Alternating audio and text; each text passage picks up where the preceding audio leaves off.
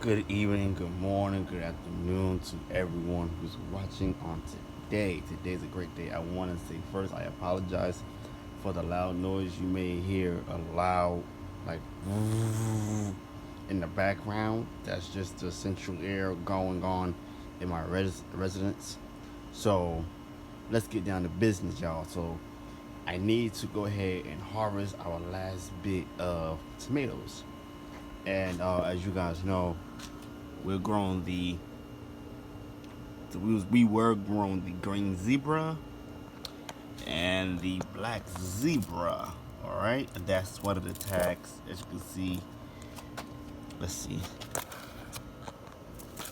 as you can see the tag right there. But they're done, and these are determinate, so they're not indeterminate. They don't keep growing. So that's the difference between indeterminate and determinate. So I am going to use this grow bag with something else. So let me go ahead and harvest.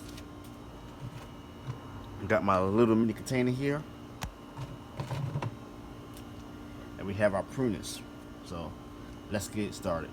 Be right. All right, guys. Now you see that this grow bag is empty, but look at our harvest. All right, so most of all this is ripe.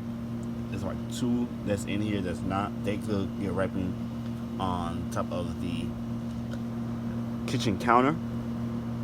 So what I'm gonna do, I'm gonna place this on the side right here. And you guys, I just want to say, you see this stem here? I can literally grow this again. All I gotta do is get a bottle of old plastic bottle or whatnot and get some water, place it in there, take some of these shoots off, and have me another crop of tomatoes. But I'm not gonna do it today.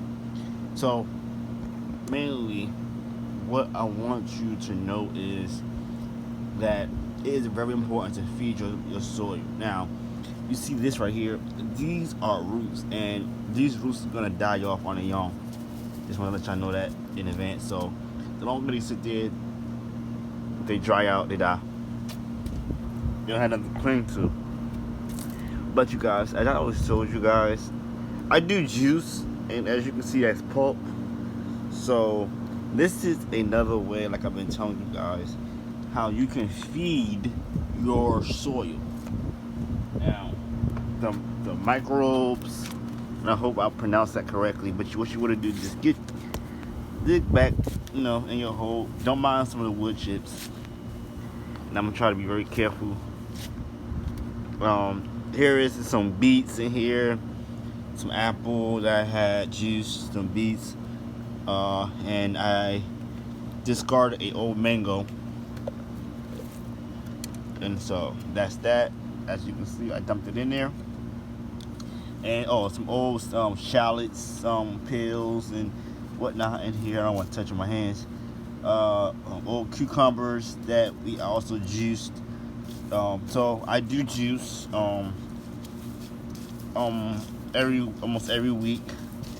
And what you do is you just place the hole, cover the hole back up, and that right there is called trench compost. Whatever food scraps you have, whatever juice,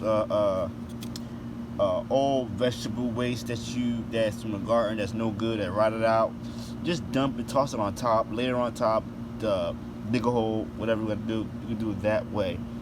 Now I want to show you guys, now that this is covered, I have to place the witches back on top if I want to, but I'm not going to do that right now. I'm going to leave it alone and let everything just be okay.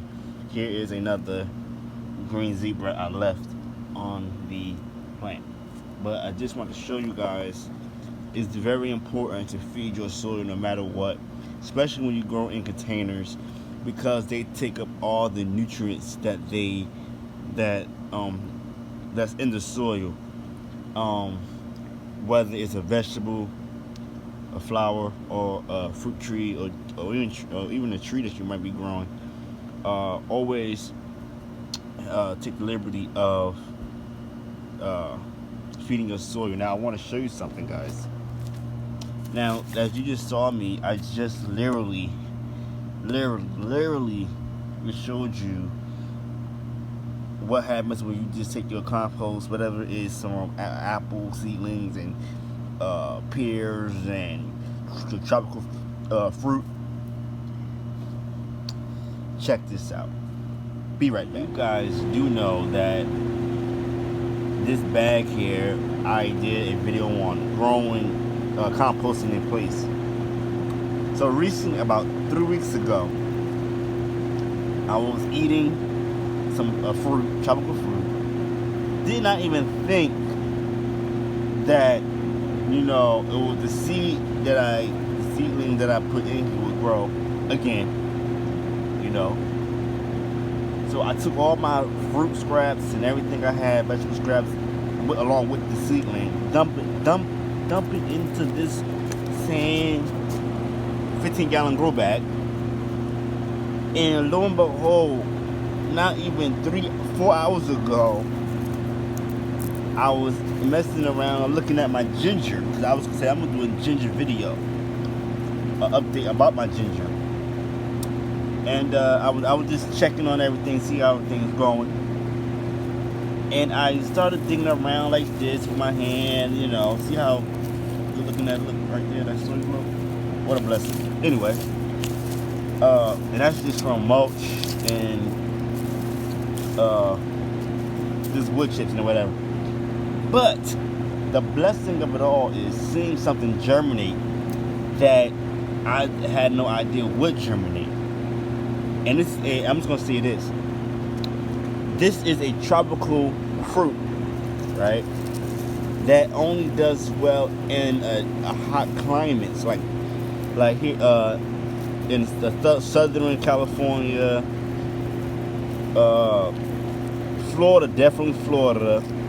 Some parts of the East Coast, northern East Coast, but not that well. But as you can see right there, it's part of the germination. So I took the seed, I removed the seed from this container here and placed it into this pot here, as you see. So I'm gonna cover this back up and just leave it alone. And I cannot wait for you guys to see what happens with this fruit tree here. And mind you, it only does well in where? Arizona, Southern California, Florida, and definitely in the tropical islands. So just bear with me on this one, and I'm gonna leave it alone, and we'll do another update in another month. Until next time, peace out, guys.